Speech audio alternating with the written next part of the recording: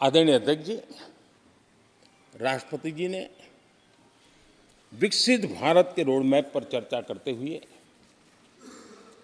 आर्थिक पहलुओं पर विस्तार से चर्चा की। अर्थव्यवस्था के मूलभूत जो आधार है उसके की बारीकी से चर्चा की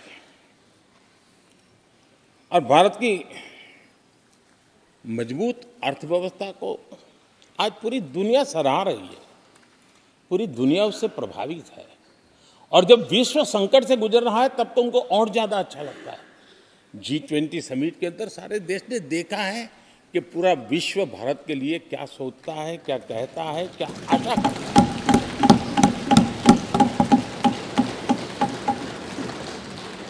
और इन सारे 10 साल के कार्यकाल के अनुभव के आधार पर आज की मजबूत अर्थव्यवस्था को देखते हुए जिस तेज गति से भारत विकास कर रहा है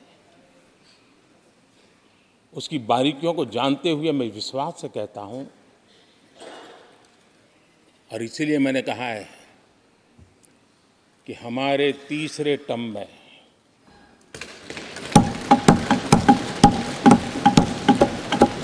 भारत दुनिया की तीसरी बड़ी आर्थिक ताकत बनेगा।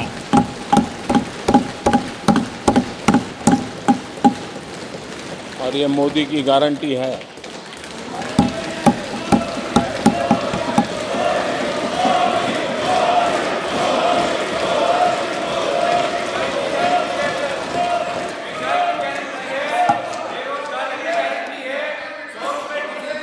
माननीय अध्यक्ष जी, इनको पहले मौका नहीं दिया था क्या? सबको मौका दिया है ना? हाँ,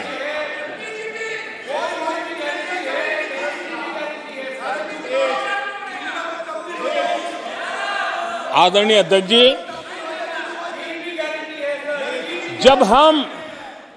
जब हम दुनिया की तीसरी बड़ी आर्थिक शक्ति बनकर के उभरेंगे कहते हैं तो हमारे विपक्ष में बैठे कुछ साथी कैसा कुतर्क देते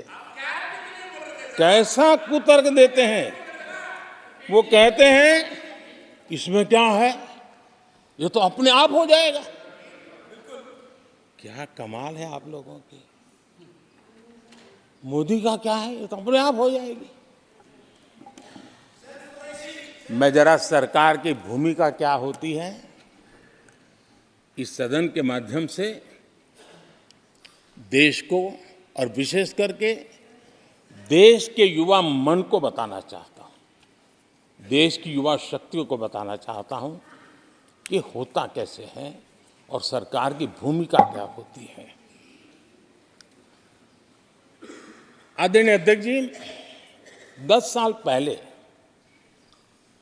2014 में फरवरी महीने में जो इंटरिम बजट आया था उस समय कौन लोग बैठे थे आपको तो मालूम ही है, देश को ही मालूम है। जो 10 साल पहले इंटरिम बजट आया था उसे पेश करते समय उस समय के वित्त मंत्री ने जो कहा था मैं उसको कोट कर रहा हूं और एक एक शब्द बड़ा मूल्यवान है जी। जब आप लोग कहते हैं ना कि तो अपने आप तीसरे नंबर पर जा ही जाएगा, ऐसा कहते हैं, उनको जरा समझना चाहिए। ये उन्होंने क्या कहा था,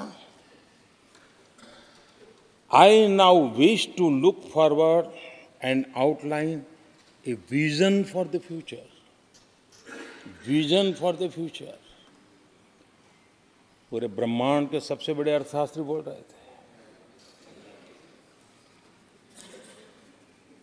I now wish to look forward and outline a vision for the future.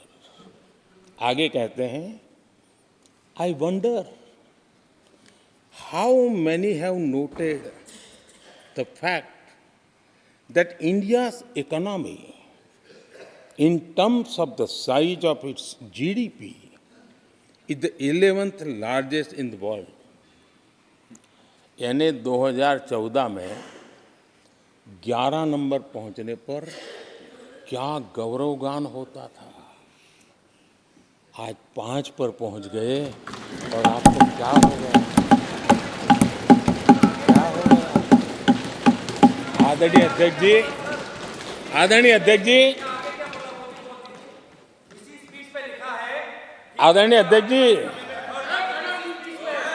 आदरणीय अध्यक्ष जी, आदरणीय अध्यक्ष जी, आदरणीय अध्यक्ष जी, मैं आगे पढ़ रहा हूं। गोगोई जी, थैंक यू, आपने अच्छा कहा। मैं आगे पढ़ रहा हूं, ध्यान से सुनिए साथियों, ध्यान से सुनिए। उन्होंने कहा था is the 11th largest in the world. बड़ा गौरव का बात था। There are great things in the store. आगे वो कह रहे हैं there are great things in store. फिर आगे कहते हैं there is a well argued view that in the next 3 decades, India's nominal GDP will take the country to the 3rd rank after the US and China. उस समय ये ब्रह्मांड के बड़े अर्थशास्त्री कह रहे थे कि तीसरे नंबर पर 30 साल में हम पहुंच जाएंगे। 30 साल। और फिर कहा था ये मेरा विजन जो मैं मनमोहन सिंह नहीं थे उस वक्त, मनमोहन सिंह नहीं थे। बहुत लोग हैं जो ये ख्यालों में रहते हैं वो ब्रह्मांड के सबसे बड़ी अर्थशास्त्री है। ये लोग 2014 में कह रहे हैं